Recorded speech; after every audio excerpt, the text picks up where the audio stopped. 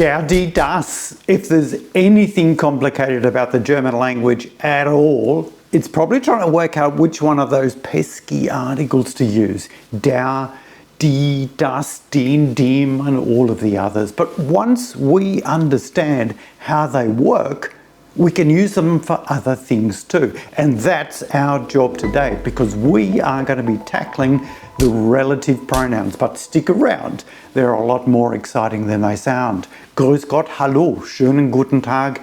Ich bin Billy Badger und das ist natürlich Bausteine 2.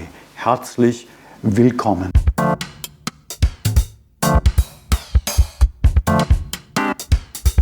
Before we start talking too much about grammar, let's have a think about what we know about sentences already. Now, since a sentence generally only has one subject and one main verb, we're actually fairly limited by what we can say in the span of one sentence, especially if we want to use another verb. So what we'll do is often use our conjunctions to join our ideas together, or simply just start a new sentence. Here's an example. Hier ist meine Frau. Sie heißt Christine und sie hält Bordkarten. Now, there's not much more information that I can actually add here without starting a new sentence. Sure, I can put in time, manner, place, and those sorts of things, but if I want to use another verb, I need another sentence. Here, I've just given you 3 pieces of information: this person's relationship to me, what her name is, and what she's got in her hands. And I've done it sensibly enough, I think, in 3 sentences. 2 of the ideas I've just joined together with that conjunction und. And I think if you're just starting out with the German language, that's the best way to structure your sentences. And if we want to give more information, especially, as I say, if we want to use another verb, then we simply put it into another sentence. Like, for example, sie braucht die Bordkarten für den Flug nach Österreich. But today, I want to show you another way that we can give additional information. And it's pretty easy as long as you know your articles and how to use them in the different cases. And we mentioned these a couple of weeks ago when we talked about the different cases, so check that video out here somewhere if you missed it. And in English, we often use relative pronouns to introduce new ideas that are somehow or other related to something that we've just been talking about. And we've got 2 that we use fairly regularly, and you probably don't even notice that you're doing it. But it depends on whether we're talking about things or people. If we're talking about people, then we might say things like this. Here is my wife who's leaving for Austria. In the first sentence, we give some basic information. Here's my wife. And in the second one, we give more information about that person that we've just introduced. And so that we know we're talking about someone that we've just mentioned, we use that little relative pronoun who. And if we're talking about a thing rather than a person, then we do much the same thing, but we use that little word that instead. So you might say something like, here is the plane that will take Christine to Brisbane. And that's pretty much all we do in English. As you might expect, it's a little bit more complicated in German because everything and everyone that we refer to has a gender. So every time we use the equivalent of the words that or who, we need to take this gender into account. So it's going to be hard to construct these sorts of sentences effectively if you don't know the gender of the person or the thing that you're referring to. Here are some examples. Let's go back to our original example. Christine hält Bordkarten. Sie braucht die Bordkarten für den Flug nach Österreich. Now, I'm repeating myself here. I'm mentioning the Bordkarten twice. And in fact, I'm giving you some information about the boarding tickets that I couldn't fit into the first sentence because I would need 2 different verbs.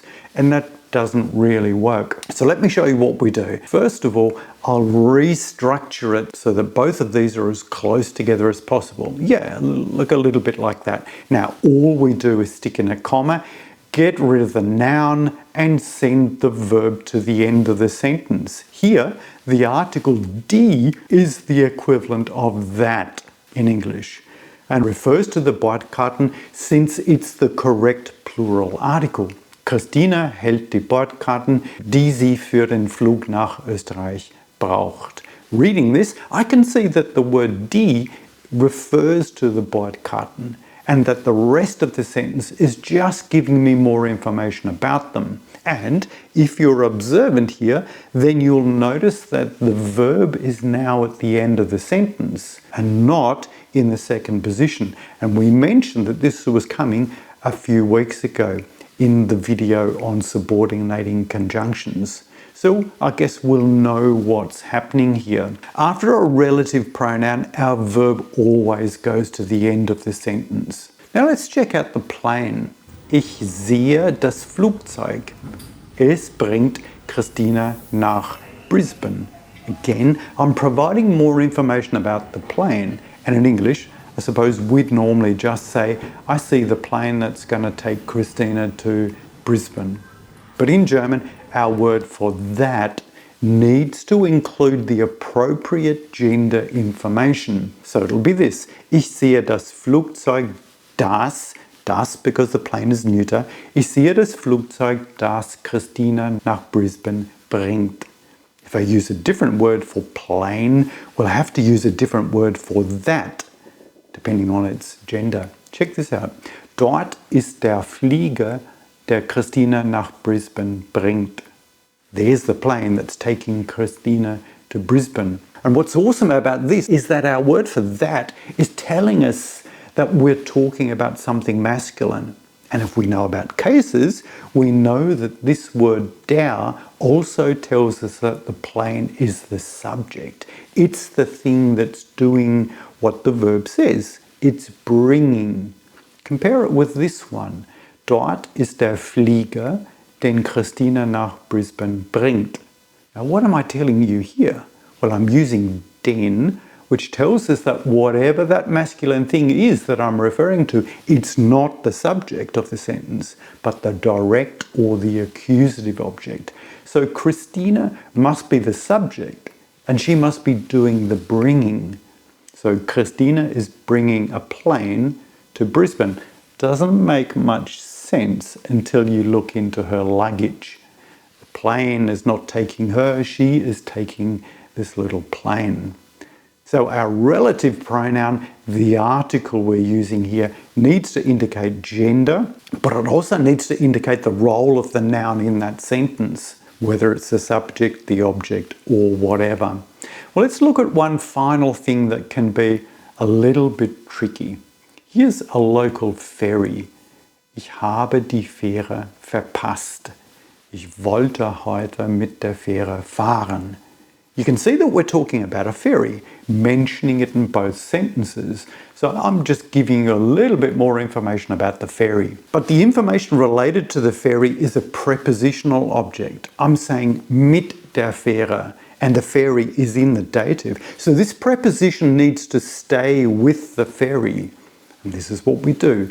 Ich habe die Fähre verpasst, mit der ich heute fahren wollte. I missed the ferry that I wanted to catch today. And the same thing happens with other prepositional objects. The preposition is always going to stick with its object. Ich wasche das Bett, in dem der Hund gerne schläft. Ich mag die Stadt, in der ich jetzt wohne. Hier ist die Uni, an der ich Deutsch unterrichte. Das ist die Musikhochschule, in die meine Tochter geht. We're always using the relevant article. And the only time I think that we need to watch out is with the dative plural, like here. Das sind die Hunde, mit denen ich jetzt jeden Tag spazieren gehen muss. Here we're not using the usual plural dative article den, but a special, I think fairly random seeming form, denen. Now, of course, in this we haven't covered all of the possibilities. We've also got some genitive forms, dessen and deren, for example, that we can use, but that's something I think for another video. I'd recommend getting lots of practice with these so you can see the possibilities and the opportunities for expanding what we're able to talk about. There's lots more examples and exercises in your textbook, Bausteine 2. Also das war's dann für heute und auch für diese Woche. Wir hoffen, Sie haben mal ein bisschen was gelernt und dass Sie jetzt diese Relativpronomen auch selber anwenden können. Also viel Spaß noch mit der deutschen Sprache und wenn Sie Fragen haben, melden Sie sich einfach. Have a great week. If you have any questions, get in touch. Drop a comment down below. Love to hear from you. See you next time. Auf Wiedersehen und tschüss.